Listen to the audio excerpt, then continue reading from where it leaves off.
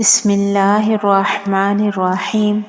السلام علیکم ورحمۃ اللہ وبرکاتہ۔ حضرت سہل بن سعد ساعدی رضی اللہ تعالیٰ عنہ سے روایت ہے کہ رسول اللہ صلی اللہ علیہ وسلم نے فرمایا، جنت کا ایک دروازہ ہے جسے ریان کہتے ہیں۔ قیامت کے دن اس دروازہ سے صرف روزہ دار ہی جنت میں داخل ہوں گے، ان کے سوا اور کوئی اس میں نہیں داخل ہوگا۔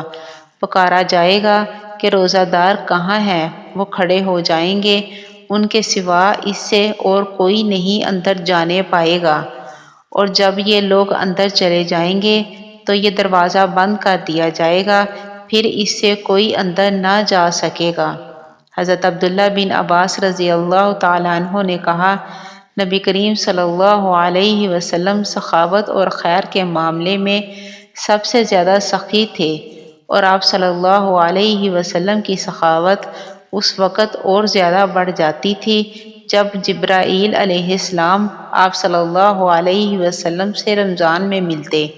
حضرت جبرائیل علیہ السلام نبی کریم صلی اللہ علیہ وسلم سے رمضان شریف کی ہر رات میں ملتے، یہاں تک کہ رمضان گزر جاتا۔